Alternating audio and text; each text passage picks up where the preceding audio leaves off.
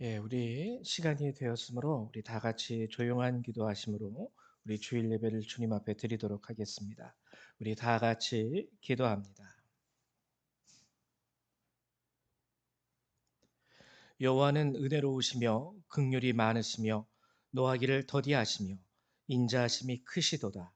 여호와께서는 모든 것을 선대하시며 그 지으신 모든 것에 긍휼을 베푸시는도다. 여호와여, 주께서 지으신 모든 것들이 주께 감사하며 주의 성도들이 주를 송축하리이다. 아멘. 사랑과 은혜가 많으신 하나님, 참으로 감사를 드립니다. 오늘도 주께서 이 거룩한 날을 우리에게 허락하시고 하나님, 곳곳에 흩어져 있던 우리 성도님들 한 분 한 분 이렇게 불러 모아 주셔서 이곳에서 예배를 드리며 하나님의 말씀을 듣게 하심을 감사드립니다. 짧은 한 시간의 예배 이호나 신령과 진정으로 주께 영광을 돌리며 주님을 예배할 수 있는 시간이 될 수 있도록 도와주시고, 하나님, 저들의 마음과 생각을 붙잡아 주셔서 이 시간만큼은 오직 주님만을 바라볼 수 있게 하시며, 하나님께서 우리에게 베푸시고 허락하시는 하나님 그 은혜를 사모하며 예배드릴 수 있는 한 시간이 될 수 있도록 도우시고 축복하여 주시옵소서. 이 예배를 주관하여 주실 줄 믿고 감사드리며 우리 주 예수님의 이름으로 기도했습니다. 아멘. 우리 다 같이 일어나셔서 사도신경으로 주님 앞에 신앙 고백 드리도록 하겠습니다. 우리 다 같이 신앙 고백 드립니다. 나는 전능하신 아버지 하나님, 천지의 창조주를 믿습니다. 나는 그의 유일하신 아들, 우리 주 예수 그리스도를 믿습니다.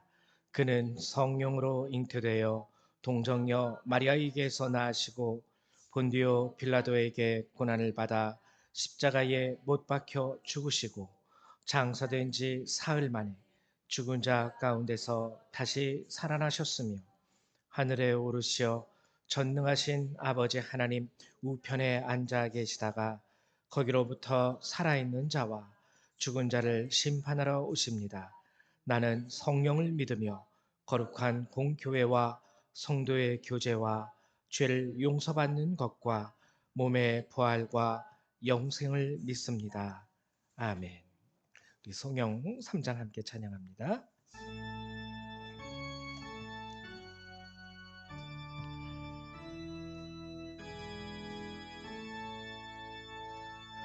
성부 성자와 성령 찬송과 영광 돌려보내세. 태초로 지금까지 또 영원 무궁토록 성삼 위께 영광 영광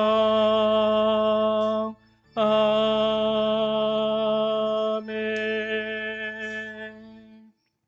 우리 찬송가디오에 있는 교동문 84번 함께 교독하도록 하겠습니다. 교동문 84번, 히브리서 11장입니다.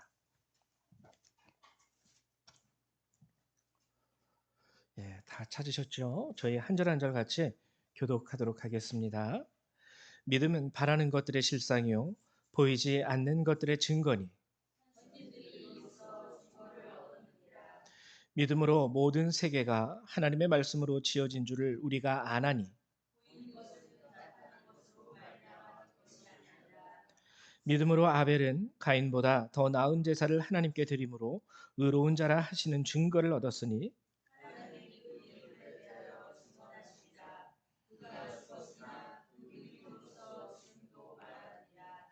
믿음으로 에녹은 죽음을 보지 않고 옮겨졌으니 하나님이 그를 옮기심으로 다시 보이지 아니하였느니라.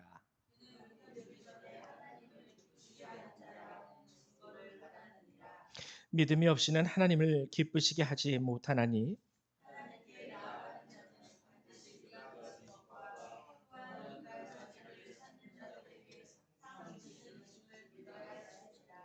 아멘. 네, 자리에 앉아 주시기 바랍니다. 우리 찬송 한 장 더 찬양하도록 하죠. 우리 찬송가 22장 함께 찬양하도록 하겠습니다. 찬송가 22장 함께 찬양하도록 하겠습니다.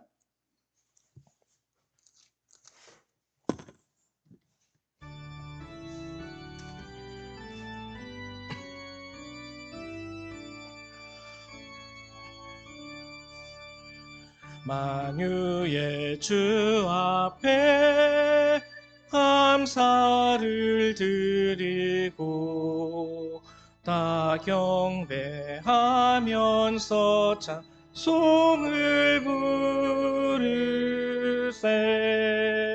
내 맘 열어 한 소리로 기뻐 주를 찬양하라.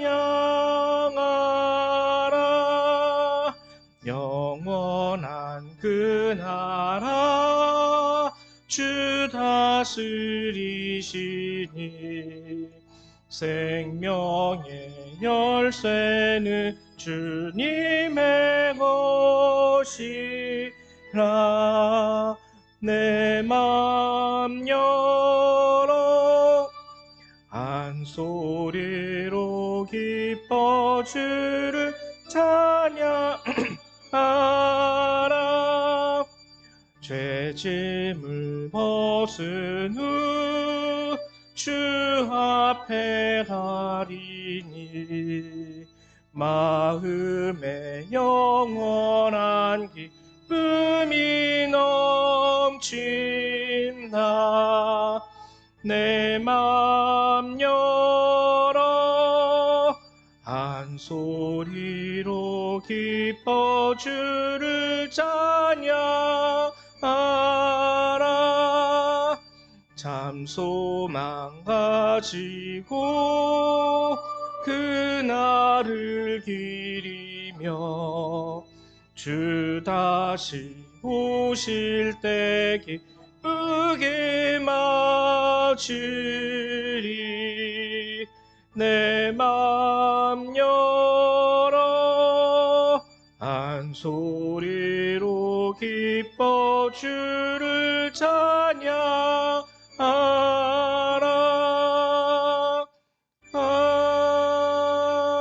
아멘. 네, 예배를 위해서 제가 한 번 더 기도하도록 하겠습니다. 사랑과 은혜가 많으신 하나님, 홀로 높임을 받으시고 주님 영광을 받아 주시옵소서. 오늘도 죄 많고 흠 많은 저희들을 주께서 사랑으로 불러 주시고 이렇게 이 자리에서 하나님의 자녀로서 예배할 수 있도록 이 은혜의 자리를 베푸시고 불러주심에 감사를 드립니다. 하나님, 그러나 오늘도 여러 가지 사정으로 말미암아 이 자리에 참석하지 못한 우리 성도님들이 있습니다. 간절히 바라고 원하는 것은 저들에게도 믿음의 성장을 허락하여 주셔서 저들이 무엇보다도 주님을 먼저 예배하고 주님을 먼저 찾고 주님을 구하고 주님과 함께하는 인생을 간구할 수 있는 자들, 먼저 주님을 예배할 수 있는 자들이 될 수 있기를 소망합니다. 하나님, 우리가 한평생 이 땅 가운데서 살아가오다 이 땅에 죄가 많고 유한하기에 하나님께서 영원한 하나님의 나라를 우리에게 허락하셨다라는 그 사실을 우리 성도들이 늘 깨달을 수 있도록 도와주시고 이 땅에 미련을 두기보다는 하나님 나라의 소망을 가지고 주님과 동행하며 살아갈 수 있는 우리 성도들 될 수 있기를 소망합니다. 또한 이 시간 우리 중학생부터 우리 어른들 모든 자들이 함께 모였습니다. 하나님 도와주셔서 어리다 할지라도 저들의 믿음이 보이지 않는 그곳에서 깊이 뿌리를 내리고 하나님의 은혜 가운데 하나님 싹을 틔우고 하나님 꽃을 피우며 열매를 맺을 수 있는 아이들이 될 수 있도록 도와주시고 하나님 저희들의 모든 연약함을 이 시간 하나님의 은혜와 능력으로 채우시고 모든 부족함 가운데에서도 하나님의 긍휼하심과 모든 죄 가운데서도 하나님 놀라운 사랑과 그 은혜로 용서하심으로 우리가 온전히 주님 앞에 예배드릴 수 있도록 하시고 하나님 홀로 영광 받아 주시옵소서. 이 시간도 함께하여 주실 줄 믿고 감사드리며 예수님의 이름으로 기도했습니다. 아멘. 네, 감사드립니다. 하나님의 말씀을 같이 찾아보도록 하죠. 오늘 함께 나누실 주님의 말씀은 히브리서 11장 1절에서 10절의 말씀입니다. 히브리서 11장 1절에서부터 10절의 말씀입니다. 우리 신약 성경 365페이지에 있습니다. 신약 성경 365페이지. 히브리서 11장 1절에서부터 10절까지의 말씀을 함께 나누도록 하겠습니다. 우리 같이 교독하도록 하겠습니다. 같이 교독하죠. 믿음은 바라는 것들의 실상이요 보이지 않는 것들의 증거니 믿음으로 모든 세계가 하나님의 말씀으로 지어진 줄을 우리가 아나니 보이는 것은 나타난 것으로 말미암아 된 것이 아니니라.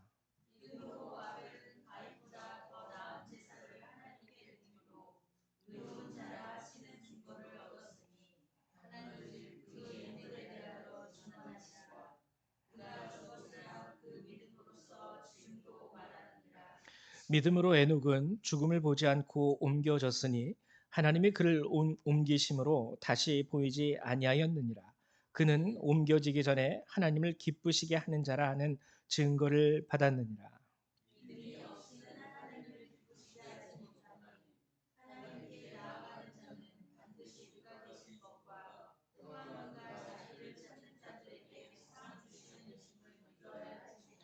믿음으로 노아는 아직 보이지 않는 일에 경고하심을 받아 경외함으로 방주를 준비하여 그 집을 구원하였으니 이로 말미암아 세상을 정죄하고 믿음을 따르는 의의 상속자가 되었느니라.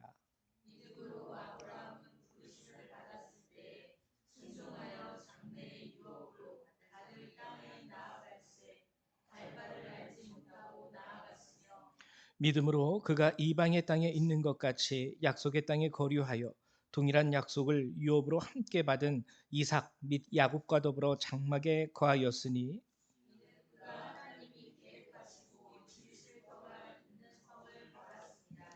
아멘. 네. 오늘 제가 여러분들하고 함께 나누고자 하는 주제는 믿음이에요. 믿음.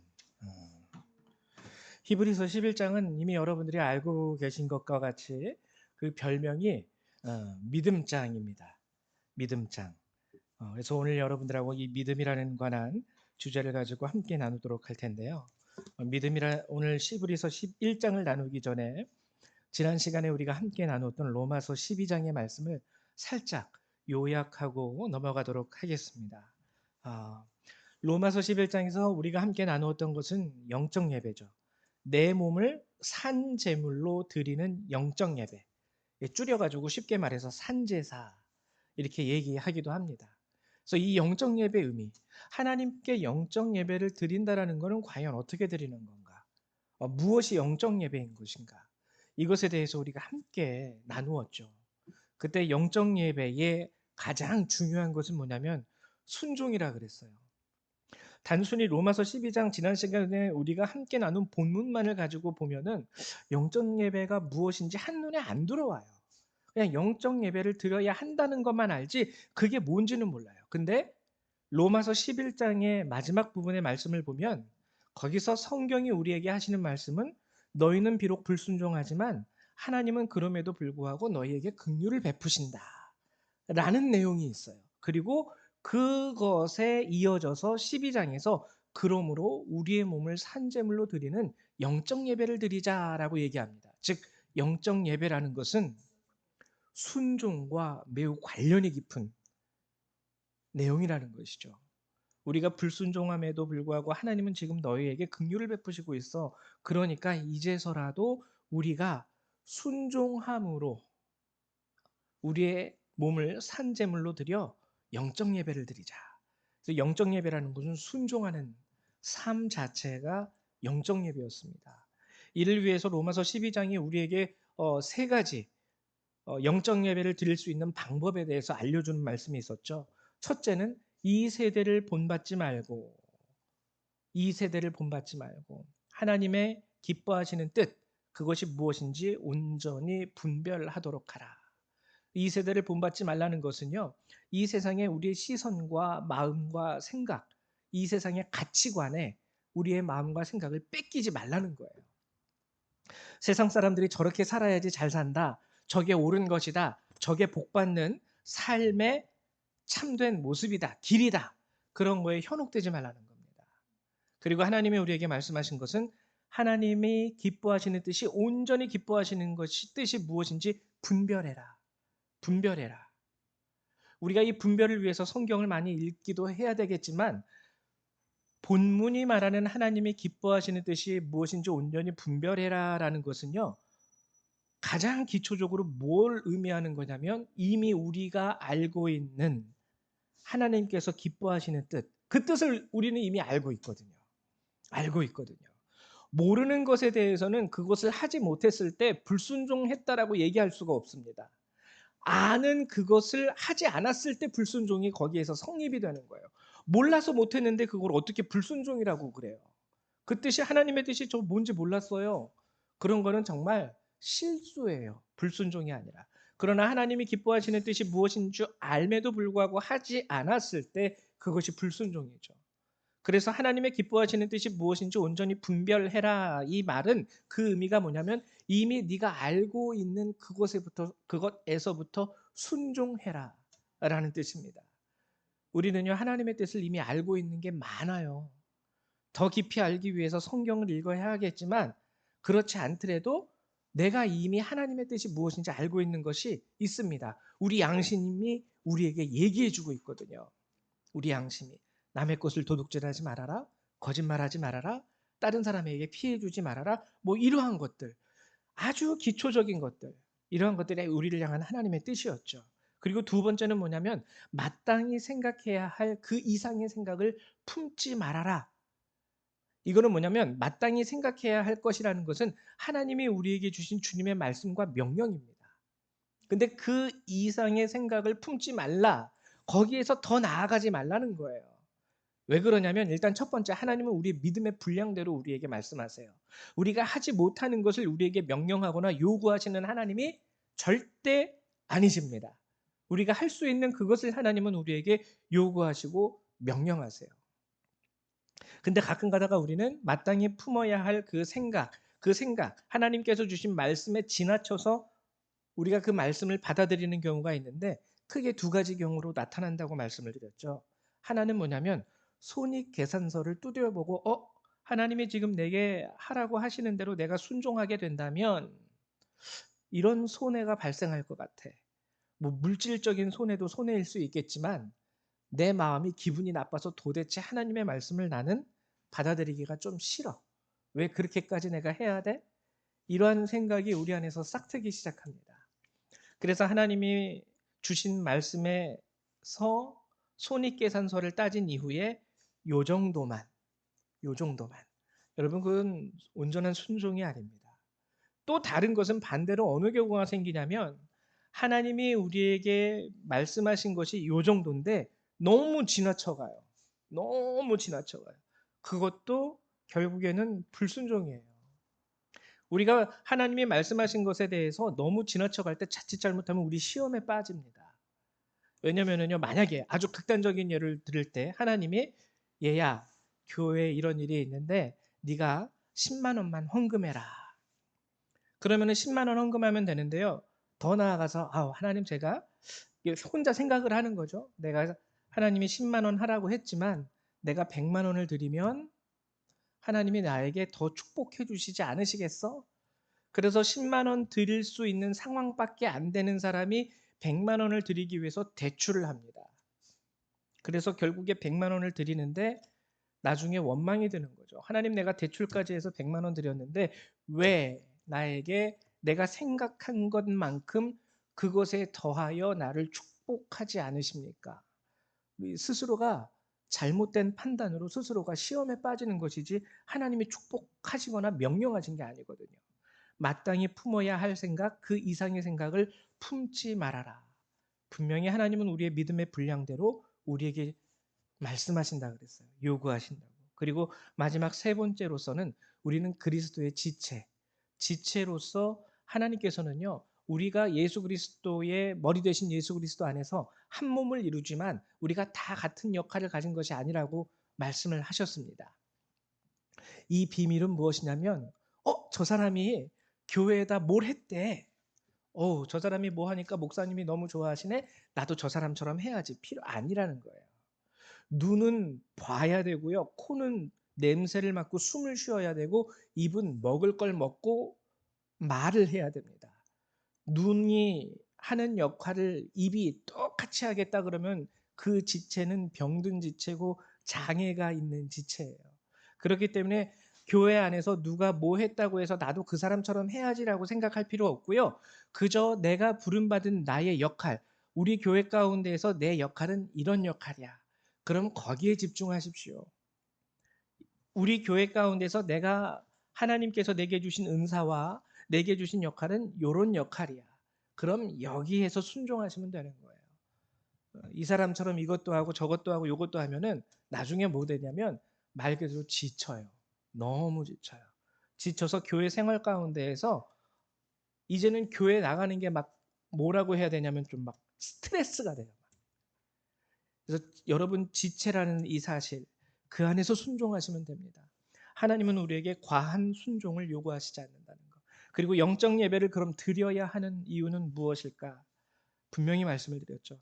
자녀들의 승리를 위함이에요. 주님이 분명히 말씀하셨어요. 내가 너희를 너희의 원수를 대신 갚아주고, 그렇죠? 하나님이 우리에게 영적 예배를 요구하신 이유는 로마서가 쓰였을 당시 많은 그리스도인들이 예수를 믿는다는 이유로 말미암아 핍박을 받고 죽임을 당하는 그 상황에서 하나님이 언약을 주셨습니다. 영적 예배를 드려라.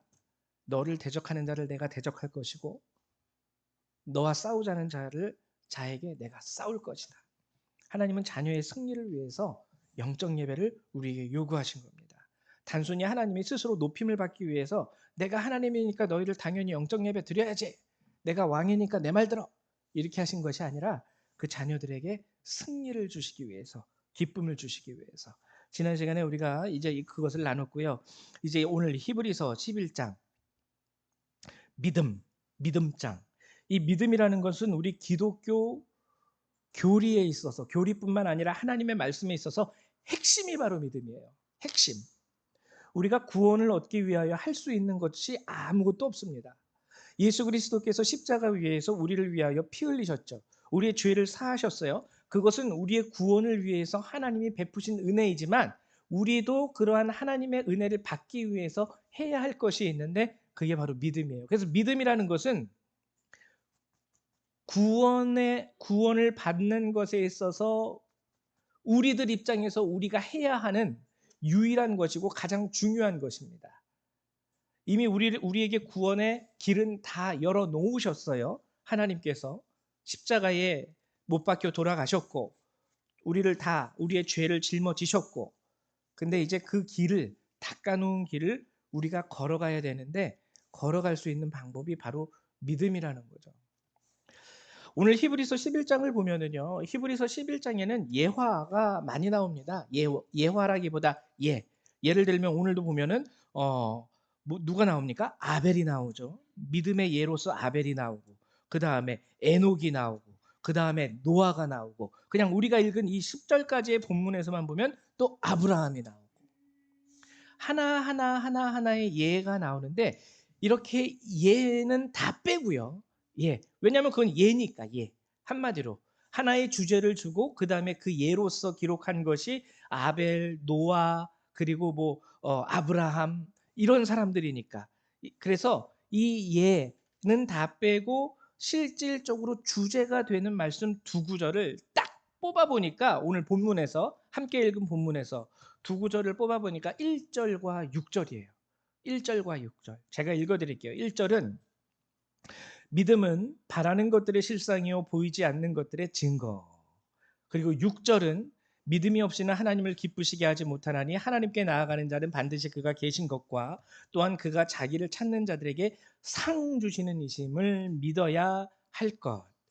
이것을 요구합니다. 여러분 결국 이 1절과 6절을요. 자세히 살펴보면 무엇에 대한 말씀이신 줄 아십니까? 믿음은 결국 상에 대한 말씀이에요. 상. 6절에서는 대놓고 얘기하고 있죠. 믿음이 없이는 하나님을 기쁘시게 하지 못하나니 하나님께 나아가는 자는 반드시 그가 계신 것과 또한 그가 자기를 찾는 자들에게 상 주시는 이심을 믿어야 할지니라. 아, 믿음은 상과 관련이 있구나. 하나님은 상 주시는 분이고, 그리고 믿음은 그 상을 받게 하는 것과 관련이 있습니다. 1절에서도 그 말은 똑같아요. 믿음은 바라는 것들의 실상이요. 내가 바라는 것들의 실체라는 거예요. 내가 소망하고 있는 것, 내가 바라고 있는 것의 실체. 지금은 없습니다. 눈에 보이지도 않고요. 잡히지도 않아요. 아우, 내가 평생 살면서 그거 한번 만져나 볼 수 있을까? 라고 우리가 생각하는 그것의 실상이 바로 믿음. 여러분, 벌을 바라지는 않잖아요. 그렇죠? 좋은 것이잖아요. 내가 바라는 것들이 나쁜 것은 아니잖아요. 좋은 것들, 그 좋은 것들의 실상. 그러니까 한마디로 정의하면, 한 단어로 얘기하자면 이것도 상과 비슷합니다. 상. 그리고 또 하나는 보이지 않는 것들의 증거니. 그렇죠? 보이지 않는 것. 이것도 좋은 것들 아니겠습니까? 그 보이지 않는 좋은 것에 대한 증거가 바로 믿음. 그러니까 믿음은요. 상, 그리고 상을 주시는 분. 오늘 본문은 이 믿음이라는 것이 이것과 굉장히 관련이 깊다라는 거예요. 여러분, 이게 우리에게 얼마나 은혜가 되는 건지 아십니까? 여러분 보통 보면은 다른 종교를 보세요. 다른 종교에 보면은 내가 바라는 것들을 얻기 위해서, 내가 아직 가지고 있진 않지만 내가 소망하는 그 보이지 않는 것들을 내가 적어도 얻기 위해서 요구하는 것들이 다른 종교에서는 다양합니다. 어떤 종교는요, 고행을 요구해요. 고행. 그것을 바라십니까? 그것을 바라신다면, 저희 옛날에 큰 누님이 예수를 믿기 전에 점쟁이를 찾아갔어요. 예수 믿기 전이에요. 오해하지 마십시오. 점쟁이를 찾아갔는데 뭔가 누나가 바라는 게 있었던 거죠. 그랬더니 점쟁이가 뭐라고 얘기했냐면, 매일 새벽 4시에 일어나서 깨끗이 몸을 씻고 샤워를 하고 깨끗한, 그리고 옛날에는 그런 걸 뭐라 그러죠? 소반이라 그러나요? 이렇게 조그만, 거기에다가 그 깨끗한 물을 담아 놓고 그 집 옥상에 올라가서 이제 비나이다 하라는 거예요. 그렇게 뭐 몇 달을 하면은 이루어질 거라고. 이 다른 종교에서는요, 뭔가 이런 것들을 요구합니다. 적어도. 근데 우리 기독교는요, 그런 게 없어요. 그런 게 없어요. 그냥 오늘 말씀하시는 것처럼 믿음 하나만 있으면 돼. 고행할 필요도 없고요. 뭐 하나님의 이 상급, 이거를 얻기 위해서 여러분들이 뭐 집 팔고 땅 팔아서 뭔가 하나님 앞에 갖다 바칠 필요도 없습니다. 그저 하나님께서 여러분들에게 요구하시는 그 믿음의 말씀에 따라서 드릴 때 드리고, 뭐 그렇게 할 때 하고 살아가시면 될 뿐이지, 뭐 이거 갖고 와라 저거 갖고 와라, 하나님이 너희들을 축복하시니까 이렇게 하나님께 드려라, 이런 게 없다라는 거예요. 하나님이 오직 요구하시는 것은 믿음 하나밖에 없어요. 이게 정말 우리 그리스도인들에게 주어지는 하나님의 놀라운 은혜와 축복입니다. 근데 오늘 본문에서요, 제가 지금 말씀드린 이 상이라는 거, 우리가 상이라기 때문에 이것을 어떻게 우리가 인간적으로 해석하기 쉬우냐면, 마치 올림픽 경기에서 그 경주에 참여하는 자의 기록에 따라서 주어지는 보상으로 생각할 때가 많이 있습니다. 그래서 흔히 가끔 가다가 믿음이 좋은 사람에게는 하나님이 이만큼 축복해 주시고, 믿음이 좀 덜한 사람에게는 요만큼 축복해 주시고, 뭐 이렇게 우리가 열심히 경주해서 그 경주, 믿음이라는 것을 하나님은 뭐 어떻게 보면은 100m 달리기 기록 수치로 이렇게 계산하셔서, 네 믿음은 100점, 네 믿음은 90점, 네가 1등이네, 너한테는 이 상을, 너에게는 저 상을. 이 상이라는 개념이 성경의 이 원어적인 개념이 그 개념이 아니에요. 본문에서 나오는 이 상, 자기를 찾는 자들에게 상 주시는 이심을 믿어야 할지니라 에서 말하는 이 상의 개념은 대가 없이 나눠주는 축복의 개념입니다. 그 원어적인 의미가 대가가 없다라는 거예요. 100m 달리기를 뛰면은요, 우리는 올림픽 경기에서는 1, 2, 3등 금은동 해가지고 메달을 수여하지만 오늘 본문에 나오는 이 상의 개념은 뭐냐면 100m 달리기를 한 사람 다 주는 거예요. 꼴등을 해도. 여러분, 그 포도원 주인에 대한 예수님의 비유를 아시죠? 포도원에서 예수님께서 새벽에 나가십니다. 새벽에 나가서 사람들이 앉아 있는 걸 보고 내 포도원에서 일하시오. 내가 당신에게 한 데나리온을 주겠소. 그리고 점심에 또 나가세요. 또 사람들이 그냥 놀고 있는 사람들이 있어요. 당신도 내 포도원에 가서 일하시오. 내가 당신에게 한 데나리온을 주겠소. 계약을 하십니다. 그리고 저녁에 또 나가 보시니까 거기에 또 사람들이 있어요. 그 사람들에게 또 얘기합니다. 당신도 내 포도원에 가서 일하시오. 내가 당신에게 한 데나리온을 주겠소. 일꾼들은 노발대발하죠. 나는 새벽부터 와서 일했는데 한 데나리온인데 쟤는 끝나기 2시간 전에 와가지고 일했는데 한 데나리온이야. 세상적인 가치로 보면은 이것은 굉장히 불공평하고요. 내가 가진 기록은 이만큼인데 제가 가진 기록은 요만큼인데 왜 쟤랑 나랑 같은 상급을 주십니까? 그때 예수님이 뭐라고 그들을 꾸짖으십니까? 처음부터 내가 너와 1데나리온으로 계약하지 아니하였느냐? 난 너에게 온전한 내가 너에게 베풀 축복으로 너에게 주었고 이들도 너희처럼 축복을 받았으면 하는 마음에 그들에게도 내가 선을 베풀었을 뿐이다. 왜 이것을 악하게 보느냐? 그렇죠. 오늘 성경에 나오는 이 상의 개념이요. 믿음으로 얻게 된다는 이 상의 개념은 바로 이런 개념입니다.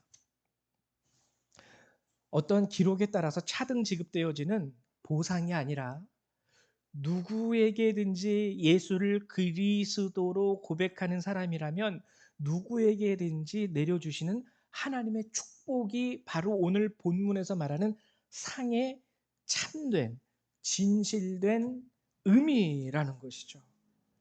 그러니 이것이요, 여러분, 다른 종교하고 다 틀린 개념이에요. 우리 기독교만 가지고 있는 은혜와 축복의 개념입니다. 다른 종교에서는 찾아볼 수가 없어요.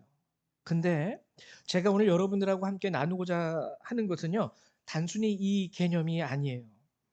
여기에서 이제 우리가 중요하게 알아야 되는 것이 있는데, 믿음이라는 것이 무엇인가? 이 상을 받기 위해서 하나님이 우리에게 믿음을 요구하시거든요.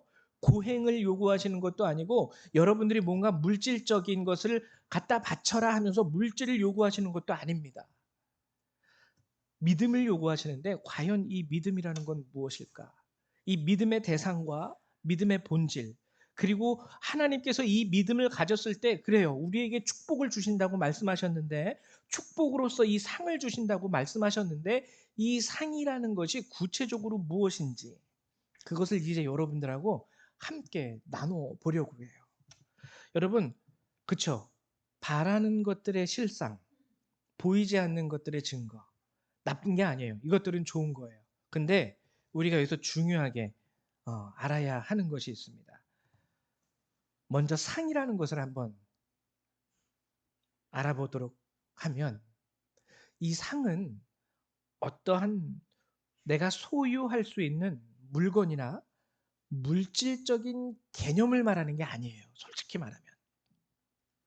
아마 여러분들이 그런 경험 혹시 있어 보신 적 있습니까? 여러분들이 간절하게 바라고 소망하는 게 여러분들에게 있어요. 아, 이게 있었으면. 저는 뭐가 하나 있었냐면 페루에 저희가 선교사로 나갔을 때 그때 저희 영광이가 어, 1년 6개월 됐을 때죠. 1년 6개월. 그러니까 돌 지나고 6개월이니까 18개월 됐을 때 아주 작은 아기였고 우리 집사람 뱃속에는 영찬이가 있었을 때였습니다. 영찬이가 있고 그리고 영광이는 이제 돌 지나서 6개월 된 상태였는데 다른 건 다 둘째치고요. 집사람이 이제 배가 불러오니까 몸이 무거워지잖아요. 그런데 여러분들도 뭐 대충 뭐 요즘에 보면은 상상하실 수 있겠지만 TV에서 보면은 뭐 여행지 뭐 그 교통 수단 같은 것도 많이 나오잖아요. 이 페루라는 나라의 교통 수단은 참 무지하게 복잡합니다. 임산부가 들어간다 그래서 그렇게 뭐 이렇게 자리를 양보해 주는 사회적 문화도 아니고요. 그리고 따닥따닥 따닥따닥 아주 조그만 버스가 스타렉스 같은 버스가 많아요. 거기에 한 30명 스타렉스 같은데 꾸역꾸역 막 이렇게 막 꾸겨 탑니다, 사람들이. 그렇게 꾸겨 타는 시스템이에요. 그러니까 임산부가 타기에는 대중교통을 이용한다라는 것이 쉽지 않아요. 그 나라에서는. 대중교통을 이용한다는 것이. 근데 그래서 제가 바라는 게 뭐였냐면, 하나님, 길거리를 보니까 수많은 차들이 돌아다니는 거예요. 막 자가용이. 하나님, 내가 BMW를 바라는 것도 아니고 벤츠를 바라는 것도 아니고 뭐 소위 사람들이 얘기하는 와 하는 입 벌어지는 슈퍼카를 바라는 것도 아니고 우리 저 배부른 우리 집사람 데리고 뭐 먹고 싶다고 할 때 데리고 나가서 맛있는 빵이라도 사줄 수 있게 하나님 요렇게 조그만 거 옛날로 치면은 티코라도 괜찮으니까 그런 차만이라도 하나님 저 길거리에 다니는 수천 대의 차 중에 제 차는 한 대도 없습니다. 하나님 그런 차 한 대만 있었으면 좋겠습니다. 그렇게 기도한 적이 많아요. 길거리를 보면서 지나가는 차를 보면서 결국에 하나님이 응답해 주셔가지고 딱 우리 가족이 타고 다니기에 알맞은 정말 자가용을 하나 그때 하나님이 우리에게 허락을 해 주셨어요. 근데 제가 말씀드리고자 하는 것이 뭐냐면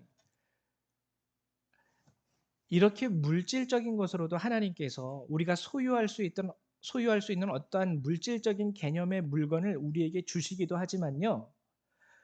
상은 엄밀히 말하면 그게 아닙니다. 왜냐하면 그거는 영원하지 않기 때문에.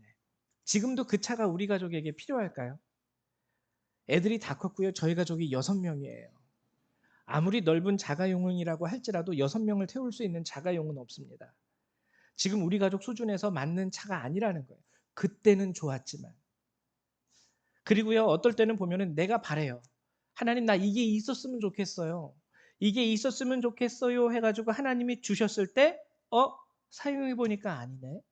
아니네. 있었으면 좋을 줄 알았는데, 막상 있어 보니까 또 그렇게 뭐 좋은 건 아니라는 걸 느끼는 거. 인간이 살다 보면 그런 경우를 많이 느껴요. 있으면 좋을 것 같아가지고 확 보통 세상 사람들 표현으로 질러버린다 그러죠. 돈을 질렀다 그런 뜻이에요. 확, 이거 있었으면 좋겠어 하고 탁 통 크게 큰 맘 먹고 돈 주고 샀는데 사고 나서 보니까 집안에서 그냥 장식품처럼 저 구석 한켠에 그냥 자리 차지하고 있는 물건. 즉 오늘 본문이 말하는 이 상의 개념은요. 그런 게 아니라는 거예요. 하나님이 우리에게 주시는 것은 지금은 간절하게 필요한 것처럼 보일 수 있지만 막상 그때 가보면 그때는 이게 필요한 줄 알았는데 막상 오늘이 돼 보니까 정말 소용없는 게 돼버렸네. 우리 인생이 또 어떻게 굴곡이 변할 줄 어떻게 합니까? 그때는 이게 필요해 보였는데 막상 오늘이 돼 보니까 전혀 필요 없는 것이 돼버렸어요. 그렇기 때문에 성경이 말하는 이 상이라는 것은요. 그런 것들이 아니에요. 그런 상태나 물질적인 것이 아니에요. 우리 가끔 보면은 우리 아이들을 위해서 기도할 때 하나님 우리 아이가 커서 쉽게 말하면 의사, 검사, 판사가 되었으면 좋겠습니다. 근데 막상 의사, 검사, 판사 돼 보세요. 그게 정말 축복인지 아닌지 그때 가서 모르는 거예요. 모르는 거예요. 의사가 되면 다 잘 될 줄 알았는데 막상 의사가 되긴 됐지만 과연 이렇게 사는 게 축복일까라고 느낄 수도 있다라는 거죠. 그렇기 때문에 오늘 하나님께서 우리에게 주시려 하는 이 축복의 개념으로서의 상급이라는 것은 상이라는 것은 내가 뭐가 되는 것 또는 내가 무엇을 갖게 되고 소유하게 되는 것 거기에 있는 것이 아닙니다. 여러분들 이것을 잘 아실 수 있어야 돼요. 우리가 상이라는 것에 대해서 우리의 믿음을 집중하게 된다면 우리가 갖게 될 그 보상에 대해서 우리의 믿음을 집중하게 된다면 우리는 반드시 실망하게 돼 있어요. 실망하게 돼 있어요. 그건 상에 대한 믿음이지 오늘 본문이 말하는 믿음은 솔직히 말하면 하나님에 대한 믿음입니다. 상 주시는 이에 대한 믿음. 여러분 믿음의 방향성을 잘 체크해 보십시오. 내가 오늘 예수를 믿으면서 내가 가지고 있는 믿음은 하나님이 내게 주실 그 상급에 대한 믿음인지 아니면 그 상급을 주시는 하나님에 대한 믿음인지. 여러분 만약에 여러분들이 자녀를 키우는데요. 자녀를 키우는데 그 자녀들이 엄마를 바라볼 때 아빠를 바라볼 때 엄마 아빠로부터 받을 재산에만 관심이 있다고 한번 생각을 해 보십시오. 기쁘십니까? 즐거우십니까? 아들이요, 엄마를 바라볼 때, 아빠를 바라볼 때 딱 거기에만 관심이 있어요. 다른 거에는 전혀 무관심해요. 믿습니다. 어머니 믿습니다. 아버지 믿습니다. 아버지 돌아가실 때에, 어머니 돌아가실 때에 그 재산을 나에게 주실 줄 믿습니다 하면은 대견한 믿음이라고 여러분 그 자녀를 칭찬하실 수 있으시겠습니까? 하나님도 동일한 거예요. 하나님을 믿는 그리스도인이 그 믿음이 하나님이 아닌 하나님으로부터 얻게 될 축복에만 관심을 갖게 될 때 하나님은 그 믿음에 대해서 실망하십니다. 우리 믿음의 대상은 하나님이 우리에게 주실 상급이 아니라 우리에게 상급을 주시는 그 하나님에 대한 믿음이어야 돼요. 상은 일회성이에요. 상은 주면 끝나잖아요. 주면 끝나잖아요. 그래서 엄마가 돌아가셨어요. 재산 받았어요. 그 다음에는 뭐 돌아가신 분 보고 어디서 뭐 어떻게 되든지 뭔 상관이야. 그냥 잘 화장해가지고 그냥 저기다 묻어버리고 그 후에는 뭐 엄마 생각 전혀 안 하고 아빠 생각은 뭐 그냥 다 지워버리고 룰루랄라 내 새끼들 데리고 해외여행 다니고 그러면은 죽어서도 아마 그 어머님은 기쁘시지는 않으실 것 같아요. 동일합니다. 우리가 하나님을 믿을 때 우리의 믿음이 어디에 집중되어 있는지 여러분 스스로가 체크해 보실 수 있어야 돼요. 하나님은요, 우리에게 이렇게 말씀하시는 분이에요. 우리가 하나님 앞에 하나님, 저에게 무엇을 주시겠습니까? 라고 할 때 하나님은 우리에게 뭐라고 응답하시는지 아십니까? 이걸 줄 거야 라고 얘기하지 않으세요. 절대로 얘기하지 않으세요. 이걸 줄 거야가 아니라 너와 함께하고 있는 사람, 너에게 가장 필요한 그것을 채워줄 수 있는 사람이 바로 나야라는 것을 깨닫게 해주세요. 이걸 줄 게 아니라 너가 필요로 하는 것을 채워줄 수 있는 존재가 나야. 즉 하나님은 하나님이 주실 것에 대한 것이 아니라 그것을 줄 수 있는 분이 나라는 것에 대해서 집중하게 하시고 깨닫게 하신다는 거죠. 물건에 집중을 했을 때 여러분 오늘 본문에서 재미있는 표현이 하나 있는데요. 5절에 이런 말씀이 있습니다. 믿음으로 에녹은 죽음을 보지 않고 옮겨졌으니 믿음으로 에녹은 죽음을 보지 않고 옮겨졌으니 만약에 우리가 상급에 대해서 우리의 믿음의 초점을 두게 된다면 솔직히 에녹이 받은 게 뭡니까? 믿음으로 에녹은 땅을 얻었으니 아니면 믿음으로 에녹은 부동산을 얻었으니 아니면 믿음으로 에녹은 대통령이 되었으니 그러면 이해하겠지만 에녹이 받은 거 하나도 없어요. 5절에 보면 믿음으로 에녹은 그냥 죽음을 보지 않고 옮겨졌을 뿐이에요. 이 상이에요. 이게 솔직히 말하면 물질적으로 보면 아니면 어떤 상태적으로 보면 뭐가 된 것도 아니고 뭘 받은 것도 아니고 믿음을 가졌더니 겨우 성경에 쓰여 있는 말이 뭐냐면 준 것도 없고 된 것도 없고 그냥 죽음을 보지 않고 옮겨졌다라는 거 하나. 믿음의 초점이 상급이 아니라는 것을 알려주는 대표적인 말씀입니다. 그리고 또 한 가지는 뭐냐면요. 8절에 믿음으로 아브라함은 부르심을 받았을 때 순종하여 장래 유업으로 받을 땅에 나아갈새 갈 바를 알지 못하고 나아갔으며 갈 바를 알지 못했다라는 건 다르게 해석하면은 무엇인 줄 아십니까?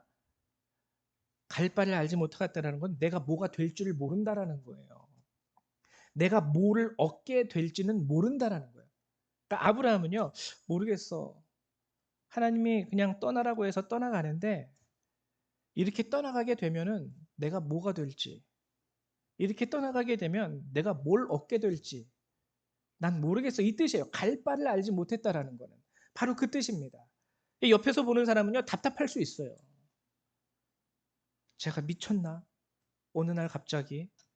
왜냐면 그 자리, 지금 아브라함이 있는 자리는 모든 가족들이 함께하고 가정에 기업이 있거든요. 우상을 만드는 기업이긴 하지만 쉽게 말하면 든든한 직업과 미래가 보장되어 있는 그 자리에서 하나님의 부르심을 받고 떠나는데 그때 하나님이 만약에 이렇게 약속하셨다면 너 지금 떠나면 저기에서 내가 너 땅 이만큼 줄 거고 너한테 재산 이만큼 줄 거고 그러면은 그 상급에 대한 확실한 비전이 있기 때문에 나가겠지만 지금 아브라함은요, 상급에 대한 비전은 전혀 제로라는 뜻이에요.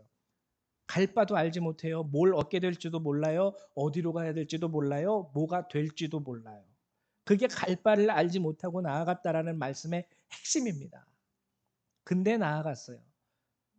아브라함의 이 모습을 하나님은 믿음 있는 모습으로 여기셨고, 이 믿음으로 인하여 아브라함을 믿음의 조상이라, 너는 모든 복의 근원이 복이 될지니라 말씀하셨죠. 우리에게도 동일합니다. 우리가 상급에 초점을 맞춰서 우리의 믿음을 상급에 초점을 맞춰서 살아간다면 분명히 우리는 100% 우리가 무엇인가 바라는 것을 얻게 되었을 때 실망하게 되고, 또는 이미 상급을 받았으니까 하나님 끝 하고 손 털고 내 마음대로 살 가능성이 커요. 상급이 아닌 하나님에 대한 믿음을 여러분 소유하십시오. 상급에 대한 믿음과 하나님에 대한 믿음은 본질이 다른 믿음, 매우 다른 믿음이에요. 상급에 신경 쓰는 믿음은 구원 얻는 믿음은 아닙니다. 여러분들이 신앙생활 하면서 어쩌면 이런 질문 받아보신 적이 있을 것 같은데요. 너 지금 뭐 하는 거야? 아니면은 너 지금 어떻게 어디로 가는 거야? 아브라함은 이 질문을 많이 받았을 거예요. 하나님의 명령을 따라서 본토 아비집을 떠났을 때 아브라함에게 주변에 있는 많은 가족들이 했을 법한 질문, 아마 99% 했을 거예요. 어디로 가게? 대책이 있어? 뭐 하려고? 너 지금 뭐 하는 거야 이게? 그때 아브라함은 어떻게 대답했을까요? 제가 생각할 때 아브라함은 이렇게 대답했을 것 같아요. 나도 모르겠어. 어디로 가야 될지도 모르고 뭐가 될지도 모르고, 그런데 하나님께서, 그 선하신 하나님께서 나를 향한 계획을 가지고 계시고 그분이 나를 인도하실 거라는 그것은 확실히 내가 알아. 아브라함은 그렇게 대답했을 것 같아요. 그러니까 떠났죠. 여러분들도요, 여러분들의 삶 가운데 그 믿음을 소유하셨으면 좋겠어요. 이렇게, 여러분 솔직히 여러분들이 지금 살아가는 여러분들의 인생의 현실을 한번 보십시오. 열심히 살고는 있지만 장담하실 수 있습니까? 미래를? 아이들을 양육하면서 이 아이들을 먹이고 공부시키고 이 아이들을 양육하지만 이 아이들이 미래에 뭐가 될 줄 분명히 알고 하십니까? 모르잖아요, 우리는 다. 근데 한 가지 믿음만 가지고 가면 돼요. 하나님, 내 아이에 대해서 내가 부모임에도 불구하고 솔직히 나는 몰라요. 얘가 커서 뭐가 될지. 얘가 커서 어떻게 살게 될지도 나는 모르겠습니다. 아이들은 둘째치고 내 자신의 인생에 대해서도 하나님, 지금 이렇게 열심히 막 땀 흘리면서 살아가지만 10년 후엔 또 어떻게 될지 보이지가 않아요. 가지고 있는 것도 없고 손에 쥐고 있는 것도 없습니다. 근데 아브라함이 갈 바를 알지 못함에도 불구하고 하나님을 믿는 믿음으로 나아갔으니 나도 뭐가 될지 모르지만 나뿐만, 내 인생뿐만 아니라 우리 아이들도 하나님을 믿는 믿음. 언제나 때마다 시마다 내가 필요한 그때마다 나의 필요한 것을 능히 채워주시고 이끌어주시고 인도하실 수 있는 분이 그 하나님이라는 그 믿음 하나 가지고, 하나님, 나는 주를 따라 살아가도록 하겠습니다. 여러분들이 이 믿음을 가지신다면 분명히 여러분들에게는, 아브라함도 결국 살아있을 때 그 가나안 땅을 소유할 수 있었습니까? 기껏해야 아브라함의 아내 사라가 죽었을 때요, 무덤, 막벨라굴, 지금으로 우리로 치면 무덤 하나, 그 자리 하나 산 거 외에는 아무것도 없어요. 여러분, 이 사실을 꼭 기억하셔서요, 믿음의 본질을 여러분들 다시 한번 생각해 보시고 하나님에 대한 믿음으로 늘 여러분들과 함께 하시고 여러분들을 향한 놀라운 계획을 갖고 계신 그 하나님에 대한 믿음으로 여러분들의 믿음이 온전히 세워지고 일어설 수 있게 되시기를 주님의 이름으로 축원을 드립니다. 이 시간 함께 기도하는 시간 갖도록 하죠. 우리가 여러 가지 우리 인생에 있어서 여러 가지 목적을 가지고 그것들을 위해서 우리가 기도하고 애쓰고 노력하지만 결국에 하나님에 대한 믿음으로 우리가 살아야 됩니다. 여러분들이 하나님께 믿음을 고백하시고, 주님, 뭐가 될지 모르고 무엇을 갖게 될지도 모르지만 주님께서 때마다 필요할 때마다 그 필요에 따라 우리를 채워주실 것을 믿습니다. 고백하면서 기도하시기 바랍니다. 사랑과 은혜가 많으신 하나님, 함께하여 주시고 하나님 역사하여 주시옵소서. 오늘도 주께서 우리와 함께 하셔서 하나님 우리 성도들을 주님 위로하여 주시고, 하나님 우리 성도들이 정말 우리와 함께 하시는 그 하나님에 대한 믿음으로 말미암아 저들의 인생의 발걸음을 강건하게 주님 옮겨갈 수 있는, 전진할 수 있는 주의 백성들이 될 수 있게 되기를 소망합니다. 특별히 우리 어린 자녀들을 주님 기억하여 주셔서 이 아이들이 어려서부터 하나님을 믿게 하여 주시옵소서. 무엇을 얻기 위하여, 무엇이 되기 위하여 하나님을 믿는 것이 아니라 우리의 인생 가운데 늘 성실하심과 그 신실하심으로 우리의 길을 이끄시고 인도하시는 하나님에 대한 그 믿음으로 저들의 삶을 주님 앞에 드릴 수 있는 자가 될 수 있게 되기를 소망합니다. 하나님, 연약한 우리 성도님들을 하나님 도와주시고, 연약한 우리 성도님들을 하나님 붙잡아 주셔서 저를 늘 하나님에 대한 믿음 가운데 흔들리지 아니할 수 있도록 도와주시고, 내가 무엇을 가질까 얻을까를 생각하기 이전에 늘 주님이 나와 함께 하신다는 그 사실로 말미암아 그들이 평안을 누릴 수 있도록 저들에게 은혜와 은총을 더하여 주시옵소서. 이 시간에도 함께하여 주신 주님의 은혜 감사드리며 주 예수님의 이름으로 기도했습니다. 아멘. 네, 감사드립니다.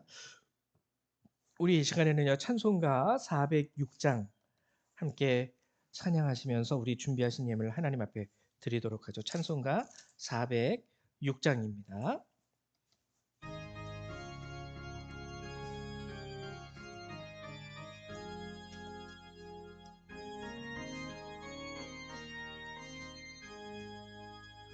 고난 내 영혼 편히 쉴 곳과 풍랑이 일어도 안전한 포구, 폭풍까지도 다스리시는 주의 영원한 바르지에 주의 영원하신 팔 함께 하사 항상 나를 붙드시니 어느 곳에 가든지 요동하지 않음은 주의 팔을 의지함이라.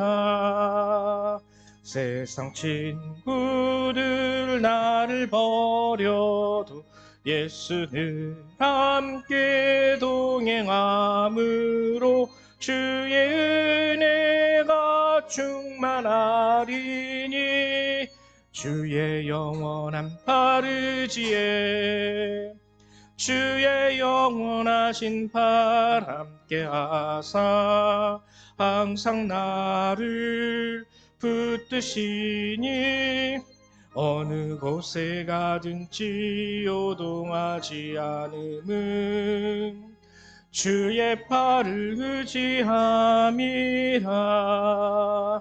나의 믿음이 연약해져도 미리 예비한 힘을 주시며 위태할 때도 안보하시는 주의 영원한 바르지에 주의 영원하신 팔 함께 하사 항상 나를 붙드시니 어느 곳에 가든지 요동하지 않음은 주의 팔을 의지함이라.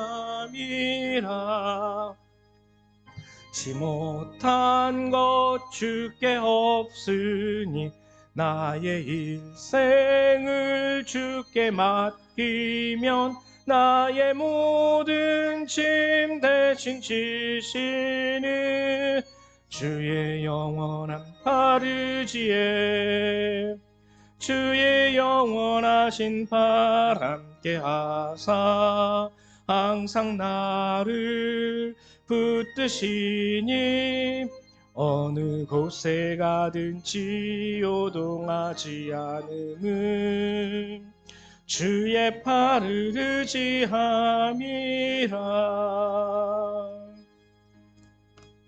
아멘.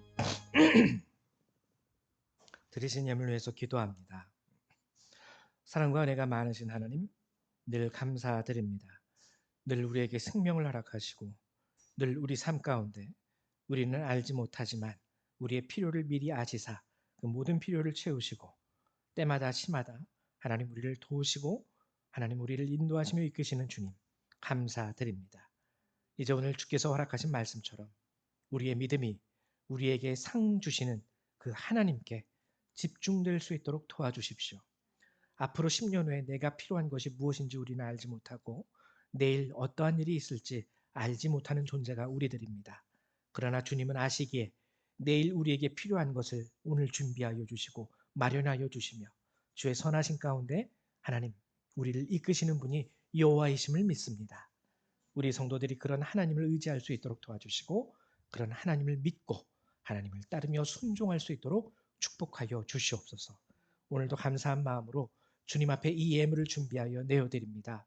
하나님, 우리 성도님들의 손길을 주께서 정말 긍휼히 여겨주셔서 힘들고 어려운 가운데서도 이렇게 하나님께 드리고자 하나님 정말 이 재정을 성스럽게 구별하여 주님 앞에 내어드리는 우리 성도님들 그 마음을 주님 함께 받아주셔서 그들의 삶 가운데 하나님 놀라운 하나님의 은혜와 축복과 주의 계획들이 이루어질 수 있도록 도와주시며 그들의 가정과 그들의 일터가 또한 하나님의 축복으로 온전히 세워질 수 있도록 축복하여 주시옵소서. 이 예물을 받아주실 것을 믿고 감사드리며 예수님의 이름으로 기도했습니다. 아멘. 네, 감사드립니다. 교회 소식을 알려드리도록 할게요. 먼저 여러분들한테 드릴 소식은 다음 주가 25일이죠. 다음 주는 애찬주일입니다. 예배 후에 우리 식사가 준비되어 있어요. 우리 여선교회 회장님, 우리 정미숙 집사님 같이 얘기하셔가지고 우리 여선교회 성도님들하고 준비를 부탁드립니다. 그래서 다음 주에는요. 어린이 예배도 같이 11시에 온 가족이 함께 모여서 함께 예배를 드리도록 하겠습니다. 그래서 11시에 예배 있다라는 거 여러분들 기억해 주시고 그리고 또 돌아오는 토요일에는 여선교회 모임이 있습니다. 여선교회 모임 7시에 있습니다. 기도회는 첫 번째, 세 번째, 여선교회 모임은 두 번째, 네 번째. 그래서 여선교회 모임 이번 주 돌아오는 토요일에 있습니다. 기억해 주십시오. 그리고 정미숙 집사님 가정과 사업, 그리고 조민경 집사님의 가정과 사업을 위해서 좀 여러분들 기도해 주시고요. 그리고 우리 염재희 권사님의 큰아드님 수술과 예수를 믿는 것에 있어서 그리고 또 우리 조민경 집사님도 그 크게 넘어지셔가지고 다행히 그 플라스틱에 부딪히셔가지고 크게 이상은 없지만 좀 정밀한 뇌 검사가 필요하다고 그렇게 나왔어요.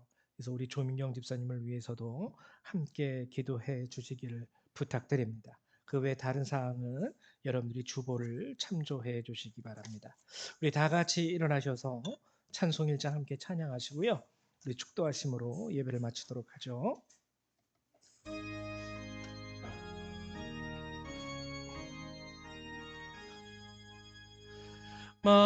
만복의 근원 하나님 온 백성 찬송 드리고 저 천사여 찬송하세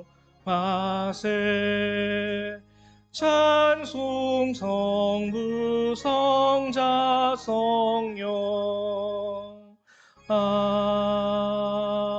아멘. 사랑과 은혜가 많으신 하나님 감사드립니다. 오늘도 저희가 이 주님의 귀한 말씀을 얻고 이제 우리 삶의 자리로 돌아갑니다. 하나님, 그동안 주님을 믿는다 말하면서도 우리의 믿음이 하나님이 아닌 하나님께서 우리에게 주실 그 축복에만 우리가 우리의 믿음을 드렸던 것은 아닌지 돌아보며 회개합니다. 이제 주께서 새 말씀을 우리에게 허락하셨사오니 이 시간 우리 성도님들이 때를 따라 우리를 도우시는 하나님에 대한 믿음으로 하나님 오늘 새 출발할 수 있도록 도와주시고 이 한 주간 하나님을 믿는 믿음 안에서 주의 예배하신 모든 축복을 누리며 살아갈 수 있도록 도와주시옵소서. 이제 이 예배를 마치고 돌아가는 모든 그리스도의 백성들 그들의 삶과 머리 위에 하나님의 은혜와 예수 그리스도의 사랑과 성령의 능력이 늘 항상 함께하여 주시기를 성부 성자 성령 하나님의 이름으로 간절히 축원하옵나이다. 아멘. 할렐루야 감사합니다. 예배를 마치도록 하겠습니다.